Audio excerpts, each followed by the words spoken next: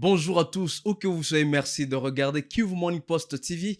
Nous allons revenir sur cet accord de paix de Washington qui a été signé hier à Washington entre Kinshasa et Kigali. Cet accord qui offre plusieurs opportunités économiques entre les deux pays, mais également pour les États-Unis d'Amérique.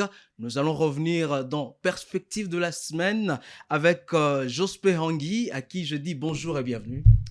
Bonjour Fiston, bonjour à tous ceux qui nous suivent de partout à travers le monde, depuis les États-Unis en passant par la France jusqu'à Goma. Alors, la signature de l'accord de paix de Washington qui fait couler beaucoup d'encre de salive. Mm. Déjà hier, c'était officiel, c'était officialisé, cet accord a été effectif. En tout cas, Kinshasa, le président Félix Tshisekedi et Paul Kagame, son homologue, aussi avec la médiation américaine via le président Donald Trump, ont signé hier cet accord finalement tant attendu. J'espère, Hangui, quelle analyse faites-vous là-dessus? Merci beaucoup, c'est un ensemble d'accords signés, mais l'accord cadre d'intégration régionale économique est une opportunité pour les deux pays, la RDC et le Rwanda, une grande opportunité économique dans plusieurs domaines, notamment l'énergie, la chaîne d'approvisionnement des minéraux, les infrastructures, le tourisme. Il y a également la santé, Oui. mais tout cela n'est peut-être possible que si il y a la paix dans la sous-région et s'il y a la stabilité dans l'est du pays, parce que quand on parle du tourisme, on voit le parc national du Virunga, quand on parle de l'énergie, c'est presque des infrastructures qui se retrouvent au nord et au sud Kivu, entre la RDC et le Rwanda. C'est-à-dire que la partie ouest de la RDC qui est aujourd'hui stabilisée n'est pas directement concernée par ce cadre de coopération régionale économique. C'est beaucoup plus des zones en conflit qui sont concernées. Quand on parle des ports, des routes, quand on parle du tourisme du parc national du Virunga, du volcan, on parle de la Kivu, où Oui. on doit exploiter le méthane, ce sont des régions insécurisées et c'est impossible de matérialiser ce cadre de coopération régionale économique s'il n'y a pas la paix dans l'est du pays. Voilà pourquoi il y a des opportunités, mais qui ne sauraient profiter aux deux pays que s'il y a un climat d'abord de confiance et d'entente entre les deux parties, parce que ce qu'on a vu à Washington hier, c'est plutôt une très mauvaise image entre les deux présidents qui ne Oui, savaient même pas se l'attitude qui n'était fixer dans pas... les yeux. Ouais. On ne sait pas s'ils étaient en conflit ou s'ils sont venus pour mettre de côté d'abord leurs On différends. a senti un Et bras de fer, hein? c'est pas un bras de fer, c'est pas un bras de fer, c'est plutôt une méfiance. On a D'accord. senti un climat de méfiance. Il n'y a pas eu des poignées de main entre Entre les deux chefs Tshisekedi d'État. et Kagame. On Ouais. sent qu'il y avait un forcing peut-être de Washington, où les deux parties se sont peut-être outrepassées pour dire, bon, malgré les différends que nous avons au niveau bilatéral, nous mettons d'abord nos égos à côté pour aller parler paix dans la sous-région. Et je pense que Alors, c'est ce qui va être fait, mais déjà le climat que nous voyons entre les deux personnalités, c'est un climat de méfiance qui ne saurait profiter à cette opportunité de paix et de coopération économique régionale. très bien. Vous savez, depuis le 27 juin, nous avons vu à Washington, comme partout à Doha, le vocabulaire, le cessez-le-feu revient. Le cessez-le-feu a toujours été les dénominateurs communs entre tous les deux processus, que ce soit Washington ou à Doha. Mais aujourd'hui, quand vous dites que déjà toutes ces opportunités qu'offre, n'est-ce pas, cet accord de paix ne seront pas possibles compte tenu de la situation sur terrain qui ne fait que se dégrader, pensez-vous que le seul fait ou la démarche initiée par le chef de l'État américain ou le président américain Donald Trump n'a pas été respectée comme il se faut?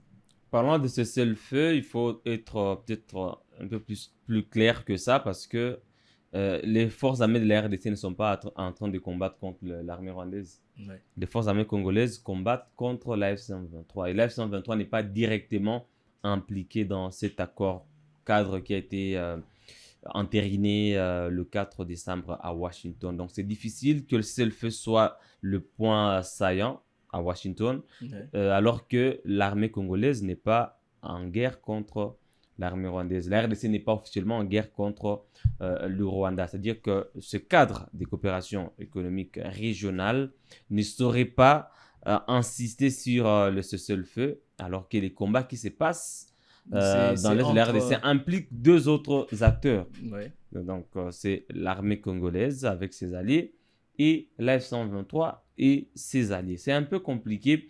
C'est pourquoi les points saillants de cet accord, c'est d'abord la neutralisation des FDLR et la levée de la mesure défensive du Rwanda. On n'insiste pas sur ce seul fait parce que les deux pays ne sont pas en guerre. Si les deux pays étaient en guerre, ça serait le point principal. Mais comme le conflit avec l'F-123 est un peu interne à la RDC, il faut trouver des solutions internes, même si on est sur un processus avec le Qatar, mais les solutions doivent être d'abord internes. C'est-à-dire que Félix Tshisekedi, après avoir signé ou finalisé cet accord avec Paul Kagame, c'est à lui de retourner à la table des négociations avec l'F-123 pour régler aussi ces conflits, oui. Parce que ces conflits peuvent freiner la réalisation de toutes ces opportunités économiques dans la sous-région. Donc, ce n'est pas fini pour la RDC.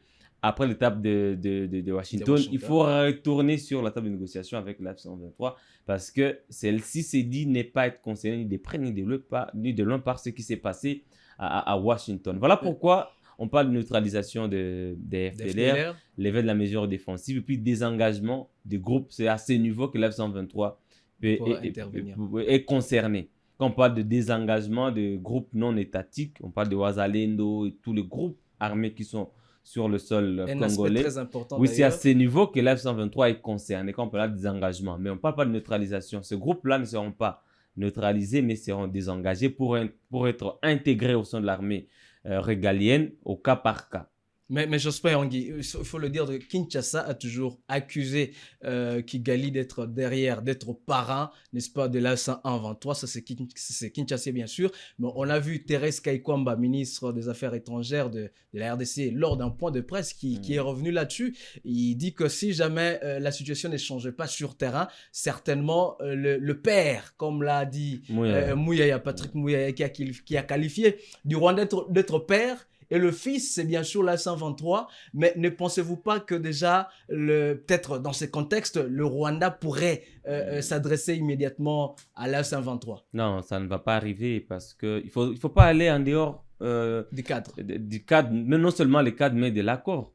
Nulle part dans l'accord, on a parlé d'un père et d'un fils. Je ne sais pas, on parle de la RDC et le Rwanda. On ne parle pas des fils ou des grands-fils ou des petits-fils. Ce sont des interprétations que je concède à la ministre Kaikwamba ou au porte-parole du gouvernement Mouyaya. Mais ce n'est pas ce qui est dit dans l'accord. Moi, j'ai été dubitatif même en parlant de cessez-le-feu parce que Washington ne va pas imposer un cessez-le-feu alors que l'F-123 n'est pas impliqué dans son processus. C'est difficile pour Washington d'imposer le cessez-le-feu. Pourquoi peut-être le Qatar a été peut-être invité comme observateur? Parce que c'est au Qatar de traiter la question de l'F-123. Ce n'est pas à Washington. On parle d'un cadre de coopération économique qui reste jusqu'à cette heure où nous parlons théorique. Des opportunités dont on parle sur l'approvisionnement les chaînes d'approvisionnement des minéraux. Comment ça va se passer aujourd'hui? Comment Kinshasa n'a pas eu une main mise sur, par exemple, les minéraux du Kivu actuellement? Que ce soit au nord ou au sud Kivu, comment ça va se passer? Kinshasa n'a pas eu une main mise sur aujourd'hui le lac Kivu. Justement. Kinshasa n'a pas eu une main mise sur le parc national de Virunga, sur Ruzizi. C'est un peu compliqué. C'est théorique jusque-là. Ça ne saurait être pratique que quand Kinshasa va encore avoir une autorité sur toutes les parties administrées aujourd'hui par la F-123. Déjà, c'est ce qui n'est pas le cas. Ce qui n'est pas le cas actuellement. C'est-à-dire que l'accord jusque-là reste théorique. Rien ne sera fait concrètement sur terrain. Oui, c'est ça. Il sera pratique quand toutes les étapes là seront balayées. On commence par la neutralisation des FDLR. J'ai entendu Kaikwamba parler des concomitants, ça va se faire concomitamment. Je ne pense pas que ça sera possible que, en même temps que les FDLR sont neutralisés, en même temps les Rwanda lèvent sa mesure défensive. Moi, je voudrais bien que ça soit coordonné. On commence par quoi, après on passe par quoi. Par exemple, si on commençait par la neutralisation des FDLR, après, le Rwanda n'aura plus d'alibi, n'aura plus des raisons de maintenir ces mesures défensives. Après, le Rwanda lève ces mesures défensives. Par la suite, il y a ces désengagements-là des groupes armés non étatiques, intégration au sein de l'armée au cas par cas. C'est alors quand l'autorité de l'État sera restaurée sur toutes les zones Je ne sais pas comment ça va se passer entre la F-123 et le gouvernement. Là, maintenant, actuellement, je parle de l'accord d'abord de Washington. Je ne sais pas ce que seront les arrangements sur la table de négociation de Doha, s'il y aura une cogestion, si ça va être le fédéralisme. Je ne sais pas encore ce qui va arriver. Mais moi, je pense que si on veut échelonner les événements, après le retrait, la levée des mesures défensives du Rwanda, on parle du désengagement des groupes armés non étatiques. C'est alors qu'on peut mettre en œuvre cet accord ici. La coopération économique régionale et tout, les infrastructures, les ports, je ne sais pas, le parc, les également minéraux. La santé publique a été soulevée. C'est ça, la santé publique aussi, comment on va gérer ensemble. On sait que le Rwanda a toujours revendiqué sa place des points focaux dans la sous-région pour l'acheminement et la transformation des minéraux. Tout cela va être coordonné entre la RDC, le Rwanda et les États-Unis aussi, mais après que la paix ait été rétablie. J'ai quand même une petite question, Jospin. Vous avez lu minutieusement cet accord, vous avez suivi de près pour le compte de Kivu Morning Post TV. Est-ce que quelque part, il est bien détaillé la manière dont les étapes vont se succéder? C'est là où il y a un peu de confusion, mais il y a quand même le concept opérationnel, le CONOPS, qui trace la ligne des actes ou des actions à mener. C'est parce qu'il n'a pas été respecté, mais on savait que 3 mois après la signature de l'accord de paix, le 27 juin à Washington, déjà les FDLR seraient neutralisés. Mais jusqu'à présent, ce n'est pas fait. On parle de sensibilisation. Depuis juin, ça n'arrive pas. Mais on savait quand même que 3 mois après ou 10 jours après, il y aura une évaluation. Donc, ce concept-là opérationnel trace un agenda des activités à suivre. Nous espérons qu'on va suivre peut-être à la lettre ce qui va se passer à travers ce concept opérationnel. Parce que normalement, tout doit être bien tracé dans ce concept-là. On sait que l'étape première va être la neutralisation pendant une période donnée. Tout doit être bien échelonné. Pendant 3 mois, ça va être la neutralisation parce que c'est le plus difficile à faire. La levée de mesures défensives du Rwanda, ça peut se faire même dans une journée. Même dans une journée. Mais la neutralisation des FDLR, c'est une nébuleuse question qui mérite une très bonne coordination. Mais aussi, il y a le désengagement du groupe armé non étatique. C'est là où certains experts parlent de l'F-123, comment ça va se passer. Un gros problème, c'est pas un petit. Un gros problème parce que même tous les groupes armés, on était à plus de 250 avant que la dynamique de Wazalendo ne commence. Justement, il n'y avait plus de plus de 250 groupes armés, mais aujourd'hui, c'est devenu un tout. On appelle ça Wazalendo. Mais jusqu'à présent, chaque groupe Wazalendo a son général, a son administration, ses porte-paroles, son comité. C'est-à-dire que ça reste quand même des groupes armés qu'il faut aussi impliqués dans ce poste-là de désengagement des groupes non étatiques. Mais j'espère à ce sujet, tout le monde a Wazalendo. Il faut qu'on y ait quand même un tout petit peu en Swahili pour bateau baola la biso na kisa ça fait baye ba mamni tolobela pour na pena mokili mobimba baye ba nini tozai kolobela na même matali accord de paix à Washington. Mais il faut le dire quand vous avez parlé de Wazalendo, justement le VDP, ce sont de ces jeunes patriotes qui ont pris les armes pour défendre la patrie. Et c'est conformément à la Constitution de la République démocratique du Congo. Mais allez-vous leur donner cette ancienne casquette des groupes armés? Ils ont constitué des groupes armés à l'époque et aujourd'hui. Ce sont des milices fistons. Même si on parle... Bon, moi je sais que tous ceux qui prennent les armes, c'est justifié par la Constitution. Même l'F-123 parle d'un mouvement révolutionnaire qui est constitutionnel. C'est-à-dire que si on restait sur ces volets-là, tous ceux qui ont pris les armes ont une justification quand même. Mais cela ne fait pas des Wazalendo une armée républicaine ou régalienne. Ça reste des milices qui soutiennent ou qui appuient l'armée congolaise. Et l'accord de paix de Washington tient compte maintenant de cet aspect-là.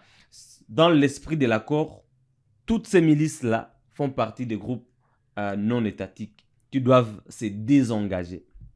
Qui doivent être désarmés maintenant. Par la suite, ils seront intégrés au sein de l'armée républicaine au cas par cas. À travers le programme du RAD. Bah, ça, c'est notre programme. D'accord. Cette réserve armée de la défense, ça, c'est un cadre qui veut intégrer les Wazalendo au sein de l'armée sans passer par les accords dont nous parlons. Alors, nous allons poursuivre avec cette émission, mesdames et messieurs. Déjà, depuis hier, pendant que Washington abritait cette cérémonie historique de signature de paix, bien sûr, de cet accord de paix entre Kinshasa et Kigali sur le terrain. Les choses se sont dégradées. En tout cas, Oui. la situation n'a pas été rose, Jospin. On a vu des affrontements dans la province du Sud Kivu, à Kamanyola, Luvungi, déjà à 2 jours. 2 jours déjà sont passés depuis qu'il y a eu 26 personnes qui sont mortes suite au bombardement. Heureusement que Évariste Ndayishimiye, le président burundais, était aussi à Washington. Ouais. Nous venons d'apprendre ce matin, à travers le porte-parole de la F-123, que 118 militaires burundais ont été capturés sur l'axe Kamanyola-Katogota. C'est-à-dire que l'armée burundaise a utilisé ses avions aussi de combat de chasse, selon la F-123, pour bombarder des zones densément peuplées. On a parlé d'un premier bilan de 6 personnes. Le mercredi, on vient de parler encore de 4 autres personnes, plusieurs blessés. Et on a vu des images insoutenables où on voit des enfants dont les jambes sont coupées complètement, la tête à côté. Juste par les éclats de ces bombes. Ces bombes, c'est terrible ce qui s'est passé à Kamanyola.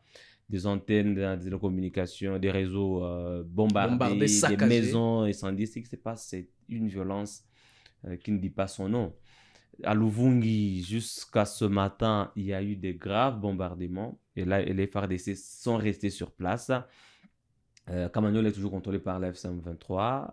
On a vu ce qui s'est passé également à Kaziba. C'est-à-dire que la situation se dégrade davantage. Il y a des combats au sol, il y a des combats dans les airs et surtout des bombardements terribles. Alors qu'à Washington, on parle de la paix.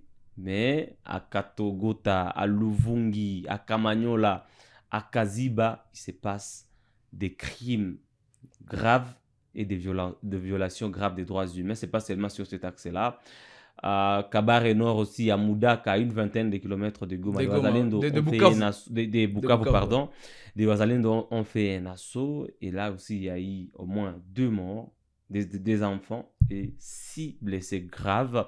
Les Wazalendo ont fait incursion dans ce village-là, situé à une vingtaine de kilomètres de Bukavu. Ça dit que la violence continue dans l'est de la RDC. C'est peut-être à ce niveau-là qu'il faut aussi accélérer le processus de Doha pour régler la question de la F-123. Parce que tout ce dont on parle ici sur papier risque de rester sur papier. Alors, Jospin, tout le ballon mouké. Soki mutu mama oazola na biso na boremana. Ba mama baza na kati kuna ba otu na yo. Ndeko Jospin za mopandisa ngo. Accord de paix à Washington. Na komona lolenge bitumba ezo salema na etuka Sud Kivu Kamanyola Luvungi kote nyonso totanga Mudaka. Okanisi penza nini? Washington ekoki penza kosilisa bosolo penza bitumba oyo salema koto na Est ya Congo démocratique. En fait, fiston, pratiquement accord à Washington ils ont une solution actuellement là sur place. Mais c'est une solution à un cycle de conflits. C'est un cadre qui va apporter une solution à une crise qui a duré plus de 3 décennies. C'est-à-dire que depuis que les FDLR sont rentrés sur le sol congolais, il n'y a que des morts. On ne compte que des morts, des combats, je ne sais pas, jusqu'à ce que le Rwanda vienne mettre des mesures défensives le long de sa frontière, selon Kigali. Même si Kinshasa parle des militaires présents sur le sol congolais. Ouais. Je pense que d'abord, si on mettait fin à l'activisme des FDLR, grâce à cet accord ici, si les FDLR disparaissent du sol congolais, comme je le disais tantôt, le Rwanda n'aura plus de raisons de maintenir ces mesures défensives. Le Rwanda ne pourrait plus justifier la présence même d'un seul militaire de la RDF sur le sol congolais. C'est-à-dire que pour Kinshasa, comme c'est le Rwanda qui a toujours été accusé, derrière toutes les rébellions. RCD, on parlait du Rwanda. CNDP Rwanda. M23 Rwanda. C'est-à-dire que l'accord de Washington n'est pas à négliger, même si il n'apporte pas une solution directe à ce qui se passe à Katogota, à Kamanyola. Mais à long terme, c'est un processus qui va régler toutes ces questions. Parce qu'on parle toujours du Rwanda. N'oubliez pas, fiston. Mais jusqu'à présent, Mouya parle du père et du Du fils. fils. C'est-à-dire qu'on voit le Rwanda, l'homme du Rwanda, partout. Heureusement, j'ai aimé que c'est Kagame a dit. C'est une mauvaise démarche alors. Kagame qui dit, voilà, Trump a tout fait, c'est maintenant à nous. Si on ne trouve pas de solution, c'est que c'est nous le problème. D'accord. Maintenant, actuellement, qu'est-ce qui va se passer? Moi, je vais bien observer ce qui va se passer sur le terrain. Alors, je voudrais bien voir le FDLR être neutralisé, les mesures défensives du Rwanda être relevées, maintenant pour voir si l'AFC/M23 va continuer sa révolution, sa lutte, sans ces accusations du Rwanda. Parce que je veux bien qu'on parle de neutralisation des FDLR sur le papier, mais dans la pratique, ça demande aussi beaucoup de moyens. Alors, quelques minutes, nous sommes en train de finir déjà, Jospin. Pour la toute petite histoire, je rappelle déjà que le 30 juillet 2002, à l'époque, le président Joseph Kabila s'est réuni encore une fois de plus avec son homologue Paul Kagame à Pretoria, en Afrique du Sud, justement pour un accord de paix pour la cessation de la guerre de 4 ans à l'époque. Aujourd'hui, nous sommes à près de 30 ans déjà de guerre. Voilà, je pense que je dois enchaîner avec l'idée que j'étais en train de développer. Oui. Vous savez, à l'époque, on a trouvé une solution à court terme. Les RCD avaient déposé les armes ou avaient été défaits, c'est politiquement, mais on sait que cette rencontre, il y avait pour beaucoup. Ouais. On est dans les 1+4 et tout, cogestion avec les anciens rebelles, Rubiroa, Bemba, Zaïd Ngoma et tout. Et tous les autres qui étaient intégrés dans les institutions. Mais malheureusement, en 2008, il y a encore la naissance du CNDP. Le CNDP aussi, avec Kabila, le 23 mars 2009, d'ailleurs c'est la naissance du M23, il y a dialogue, il y a tout, Nairobi, Sun City, et on s'est dit qu'on a trouvé une paix. Mais en 2012, la situation le M23 surgit. Après, on nous dit qu'il a été défait, mais après, en 2021, il y a encore résurgence. Encore une fois de plus. C'est-à-dire que les causes profondes du conflit ne sont pas traitées. Aujourd'hui, je pense que ça va être différent. Parce qu'au moins, à Washington, il y a une cause profonde du conflit qui est traitée. Ce sont les FDLR. Je ne cesserai de le dire, leur présence sur le sol congolais a changé le destin de ce pays. Si on arrivait à traiter la question des FDLR, sur le processus de Washington, il y aura une grande cause profonde du conflit dans la sous-région, dans l'ensemble, qui sera déjà élaguée. Si maintenant sur la table de négociation de Doha, et quand on va se mettre entre Congolais, on arrive aussi à traiter les causes profondes du M23, comme un mouvement qui ressurgit après avoir été défait ou après avoir déposé les armes, on aura trouvé deux solutions à deux causes profondes. Mais la plus grande cause profonde pour moi, c'est la présence des FDLR. Parce que c'est cette présence-là qui justifie parfois les soutiens peut-être du Rwanda à certains groupes d'armées ou à certaines rébellions. Mais quand il n'y aura plus des FDLR, qu'est-ce que le Rwanda pourrait encore avancer comme argument afin d'intervenir peut-être sur le sol congolais ou de mettre des mesures défensives? Il n'y aura plus de questions. L'AF-123 aussi, sur la table de négociation, on va se parler entre Congolais. Vous êtes des Congolais, pourquoi vous reprenez des armes à chaque fois? Si la solution, c'est le fédéralisme, voilà, c'est constitutionnel. C'est autorisé par la Constitution, c'est pas comme le revendique Bertrand Bisimon. Bien sûr, si la solution aux causes profondes, c'est le fédéralisme, ça va être traité. S'il faut qu'on aille au référendum, on va y aller. Pourvu qu'il y ait la paix. Pourvu qu'il y ait la paix. Si la solution, c'est de revoir certaines dispositions au sein de la Constitution.